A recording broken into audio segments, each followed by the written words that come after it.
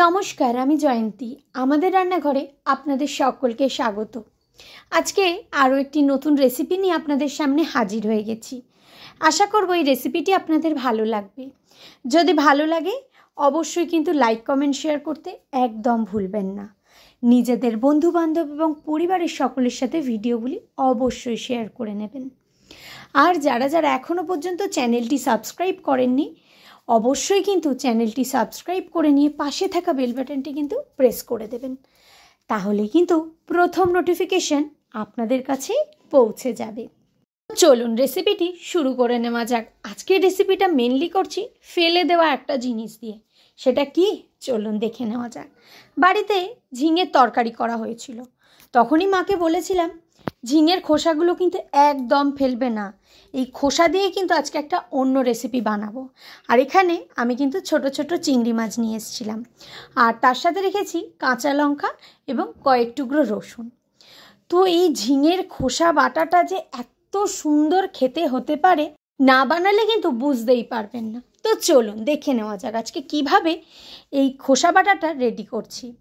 প্রথমে একটি পাত্রে আমরা কিন্তু পরিমাণ মতো জল দিয়ে দিয়েছি এবং তার মধ্যে দিয়ে দিয়েছি কিন্তু ঝিঙের এই খোসাগুলো।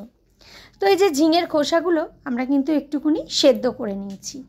এই যে যখন দেখব ঝিঙের খোসাগুলো সেদ্ধ হয়ে গেছে, আমরা কিন্তু তখন একটা মিক্সিং জারের মধ্যে খোসাগুলি দিয়ে দেব। আর কি কি দিচ্ছি সেটাও চলুন দেখে নিই। এই রান্নাটি কিন্তু বাড়িতে অবশ্যই ট্রাই করবেন আর আমাকে কমেন্টস করে জানাবেন। আর দিচ্ছি কয়েক টুকরো রসুন কুচি, দিলাম দুটো কাঁচা লঙ্কা। এইটা দিয়ে একটা মিহি পেস্ট রেডি করে নেব। তো এই যে একটা মিহি পেস্ট আমাদের রেডি হয়ে গেছে। আর এইদিকে এই যে বললাম ছোট ছোট চিংড়ি মাছ এনেছি। এইটাই যা একটু সমস্যা হয়েছে চিংড়ি মাছগুলো ছাড়াতে। তো আপনারা চাইলে কিন্তু একটু বড় চিংড়িও নিতে পারেন, কিন্তু এই ছোট চিংড়িগুলোর টেস্ট কিন্তু আরও বেশি ভালো হবে। তো এবার আপনাদের অপশনাল, আপনারা চিংড়ি বড় চিংড়ি বা ছোট চিংড়ি যেটা আপনাদের সুবিধা সেইভাবে ব্যবহার করবেন। তো চিংড়ি মাছটাকে আমরা ভালো করে কিন্তু নুন এবং হলুদ মাখিয়ে নিয়েছি। এবার একটা কড়াইতে আমরা পরিমাণ মতো তেল দিয়েছি, দিয়ে এবার আমরা চিংড়ি মাছগুলো ভেজে নেব। আমরা তো সত্যি কথাই আমরা সমস্ত সবজির খোসাই কিন্তু ফেলে দিই, কিন্তু এই খোসাগুলোরও কিন্তু একটা নিজস্ব স্বাদ রয়েছে। তো সেটা আজকে আমি যদি এটা না বানাতাম তাহলে কিন্তু জানতেই পারতাম না। তো সত্যি কথা, প্রতিদিনই সবজি কাটার পর খোসা যেমন আমিও ফেলে দিই, আপনারাও ফেলে দেন। তো একটা দিন আমার মতনই এরকম খোসাগুলো না ফেলে দিয়ে রেখে বাড়িতে বানিয়ে নিন নাই এত সুন্দর একটি ভর্তা। তো এরপর আমরা চিংড়ি মাছগুলি তুলে নিয়েছি এবং ওই কড়াইয়ের মধ্যে দিলাম শুকনো লঙ্কা এবং তার সাথে দিলাম কালো জিরে। এটা ভর্তা বা বাটা যেটা খুশি আপনারা বলতে পারেন, কিন্তু সত্যি এটার স্বাদ কিন্তু অপূর্ব। আমি কিন্তু এই কথাটা আপনাদের বারবারই বলছি, কারণ সত্যি কথাই যে এরকম সবজির খোসাও যে এত সুন্দর টেস্ট হতে পারে আমি কিন্তু না খেলে একদমই বিশ্বাস করতাম না। আপনাদের জায়গায় দাঁড়িয়ে আমিও থাকলে কিন্তু আমার বিশ্বাস হতো না যে একটা খোসা বাটাই বা এত কি ভালো খেতে হতে পারে। তো তার জন্য কিন্তু বলবো, বাড়িতে তো এখন ঝিঙে আসেই সবারই, তো একদিন কিন্তু ঝিঙের খোসা না ফেলে দিয়ে এইভাবে কিন্তু বানিয়ে নিন। তো এবার কড়াইতে দেখলেনি ফোড়নটা দিয়েছে এবং ফোড়ন দেওয়ার পর আমি কিন্তু ওই যে মিহি যে পেস্টটা করে রেখেছিলাম সেই পেস্টটি দিয়ে দিলাম এবং এর মধ্যে কিন্তু আমরা পরিমাণ মতো নুন দিয়ে দিয়েছি। কারণ আপনারা দেখেইছেন সেদ্ধ যখন হচ্ছিল আমি কিন্তু একদমই নুন দিইনি, তো সেই কারণে এখনই একবারে আমি নুনটা দিয়ে দিলাম। আর দিয়ে দিলাম হলুদ।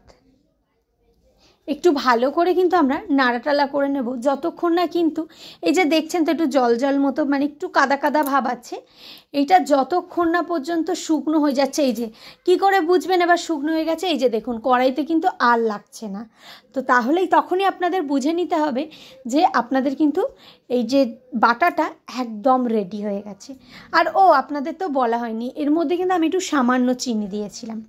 তো এইদিকে এই যে চিংড়ি মাছ ভাজাগুলো রেখেছি এবং বাটাটা নিয়েছি, আর এই যে দেখুন চিংড়ি মাছগুলো হাত দিয়ে কিন্তু আমরা ভেঙে নিচ্ছি। তো সেই জন্যই বললাম আপনারা চাইলে কিন্তু বড় চিংড়ি মাছেরও ব্যবহার করতে পারেন বা ছোট চিংড়ি মাছেরও। তো চিংড়ি মাছগুলো হাত দিয়ে কিন্তু আমি ভালো করে ভেঙে নেব। তো বাড়িতে কিন্তু অবশ্যই এই রেসিপিটি বানাবেন আর আমাকে কমেন্টস করে কিন্তু অবশ্যই জানাবেন যে এই রেসিপিটা আপনাদের কেমন লাগলো। আর এরপরে আপনারা কি রেসিপি দেখতে চান অবশ্যই সেটাও কমেন্টস করবেন, আমি চেষ্টা করব আপনাদের সাথে সেই রেসিপিগুলি শেয়ার করে নেওয়ার। তো এই যে ভালো করে এখন কিন্তু আমি চিংড়ি মাছগুলোকে ভেঙে নিচ্ছি। আর একটা কথা কিন্তু বলে রাখি, এই রেসিপিটা হলে কিন্তু সত্যি কথাই ভাত কিন্তু দুটো বেশিই খেতে ইচ্ছা করবে। আর এটা এতটাই ভালো টেস্টি যে একবার খেলে কিন্তু আপনাকে বারবার এটা তৈরি করতে হবে। তো এবার ভালো করে কিন্তু আমরা এটা মেখে নিচ্ছি। যেহেতু গরম সেই জন্য কিন্তু আমি হাতে সেইভাবে ধরতেও পারছি না, এতটাই গরম। আপনারা বুঝতেই পারলেন, একদম গরম গরমই নামিয়েই আমরা একসাথে মেখে নিচ্ছি। তো সেই জন্য একটা খুন্তির সাহায্যে কিন্তু আমি এখন এটা ভালো করে মেখে নেব। এরপর আমরা এটা দিয়ে একটা মণ্ড মতো বানিয়ে নিয়েছি, এই যে একটা গোল্লা বা মণ্ড মতো আমরা করে নিয়েছি। আর ওপর থেকে দিয়ে দিলাম কাঁচা তেল। তো বুঝতেই পারছেন ঝাল ঝাল একটা বাটা রেডি হয়ে গেল। তো দেখতেই পেলেন খুব সুন্দর আজকে একটি রেসিপি আপনাদের সাথে শেয়ার করলাম, ঝিঙের খোসা বাটা, যেটা চিংড়ি মাছ দিয়ে। তো কেমন লাগলো রেসিপিটা অবশ্যই কিন্তু কমেন্টস করে জানাবেন। আজকের ভিডিওটা এইটুকুই, দেখা হবে আবারও আপনাদের সাথে নতুন কোনো ভিডিও খুব তাড়াতাড়ি। ততক্ষণের জন্য সবাই ভালো থাকবেন, সুস্থ থাকবেন। সকলকে অসংখ্য ধন্যবাদ সম্পূর্ণ ভিডিওটি দেখবার জন্য।